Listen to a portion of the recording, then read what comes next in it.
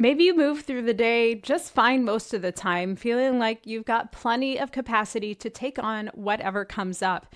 Then suddenly, sometimes you feel like your reactions are way bigger than what the moment actually calls for.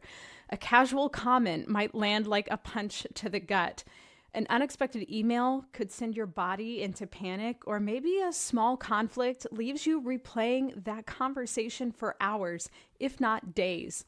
If you have a history of trauma or long term stress, this kind of activity in your life can feel really discouraging. Maybe you've already done therapy, or you know that you're not quite ready yet to revisit some of the old stories of your life in detail. Or maybe your trauma doesn't even feel big enough to warrant getting help with it. However, you know that past experiences, such as being made fun of at school or at work, or getting yelled at by a parent or another authority figure, or believing that you have to get things perfect in order to feel good enough, you know that those kinds of things are still impacting how you're showing up in your life today. Listen, nobody wants those old parts of their life to keep impacting their current life. You deserve support that acknowledges all you've been through without asking you to relive it at the same time. That's where a structured approach to resilience building and nervous system regulation comes in. Let's talk about what resilience building is and isn't, at least in my world. Resilience building is ideal for people who experience trauma responses or nervous system dysregulation based on their past experiences, and they want to build the capacity to navigate their life now. In my coaching practice, resilience building is focused on present day patterns and situations. It's grounded in nervous system regulation, mindset work, and resilient skill building, and it's structured around gentle experimentation and realistic, doable practice. It's designed to help you relate differently to yourself, your body, and your life now. In my coaching practice, resilience building does not mean trauma processing or reprocessing or trauma therapy. It's also not a space to retell and dissect all of the details of your past, and it's also not a replacement for licensed mental health care. In my one-on-one coaching program, which is called Resilient Foundations Coaching, we may acknowledge how your history shaped your present patterns, but we don't stay focused on your history. Instead, we ask questions like, how is this showing up in your body and your life today? Or what helps your security guard feel just a bit safer right now? By the way, if you'd like a little bit more information on your security guard, I'll link a video in the description that tells you all about that security guard, who she is, and why it's important to make friends with her. In coaching, we ask other questions like, what small choices are available to you in this specific situation? If you ever need more support than my coaching can provide, we treat that as a sign of wisdom, not failure, because that's not what it is. Coaching and therapy can actually complement each other, and sometimes therapy is the most appropriate next step. Coaching always stays firmly in its lane. Let's talk about how capacity grows one choice at a time. In my world, capacity is your ability to stay grounded and choose your response with intention even when life gets hard. It doesn't mean that you never get neurologically activated. It just means that activation is easier to recognize and navigate effectively, so it doesn't repeatedly take over your life or your behavior. In resilience coaching, your capacity grows through repeated small experiences. And some signs of that growth can be things like your security guard settling down a little bit faster than she did in the past, or your window of tolerance becoming slightly wider, or noticing one extra option and pausing before you respond. This can look like maybe you feel nervous in a meeting, but you speak up when you want to instead of staying silent. It could look like receiving a text message and maybe feeling hurt by how it landed with you, but pausing before you reply and checking in with your values so that you can say something that you'll still feel good about later. It can look like knowing that your heart is racing when you need to set a boundary with someone, but having the calmness and the presence of mind to stand up for yourself in the moment. Over time, these small shifts, they start to add up. You begin to trust yourself, saying things to yourself like, even when I feel afraid or flustered, I know I have options. To make this a little bit more concrete, here are a few examples of how increased capacity could show up in your everyday life. For example, maybe you have a shorter recovery after a difficult conversation. Before, maybe a tense conversation would leave you replaying every single thing you said for days and days.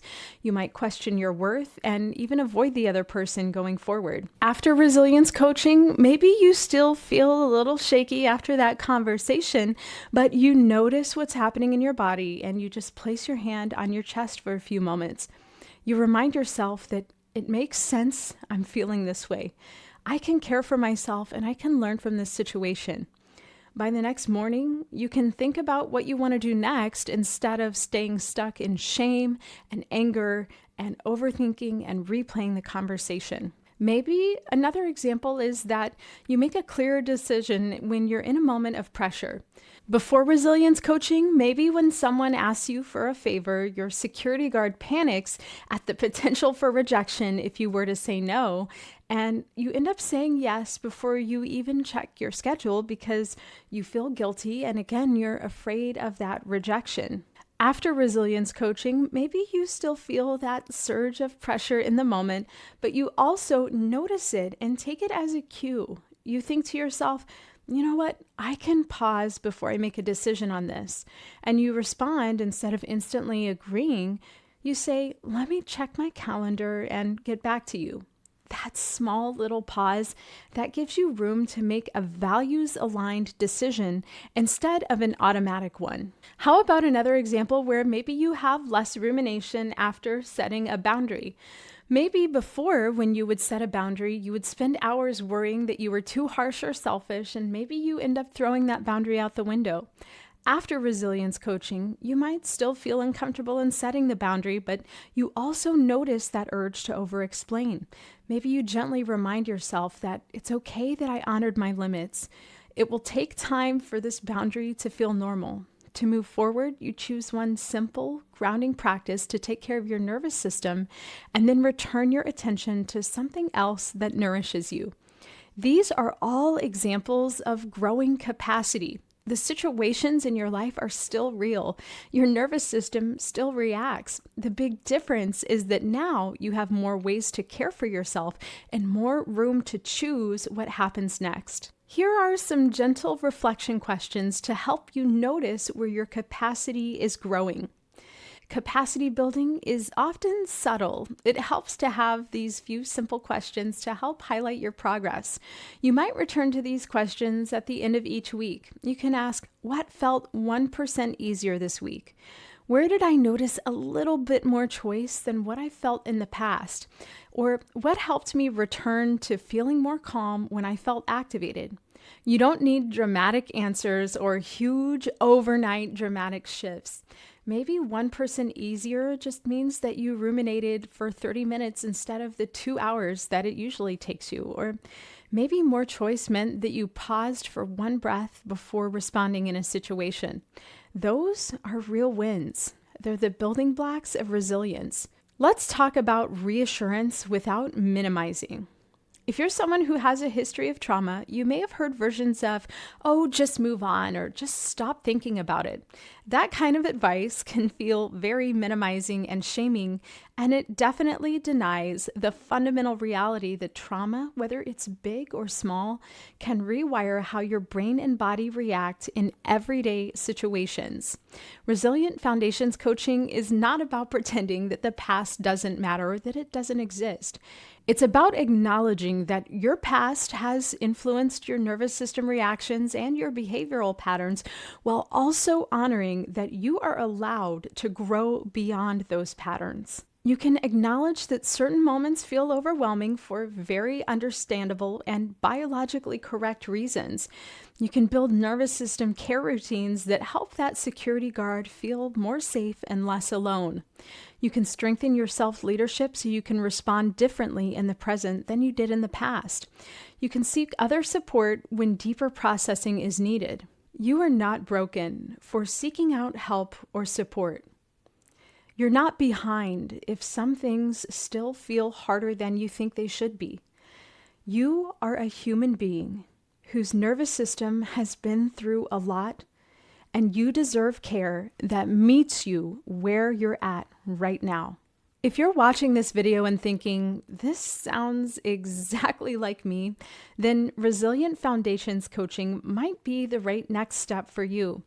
In this one-on-one coaching program, we blend nervous system regulation practices that are tailored for what works for you, cognitive behavioral coaching to untangle unhelpful thought patterns, and asset-focused approaches to help build capacity and resilience, to build on the resilience that you already have. We also build in gentle experiments that help you test new ways of responding to yourself and your environment. You don't have to process every chapter of your past to live in your present and move forward toward your future. You can grow your capacity right here in the life you're living right now. If you'd like to learn more about whether Resilient Foundations coaching could be the right next step for you, visit my website at amyschield.com. That's AMYSCHIELD.com to schedule a free consultation.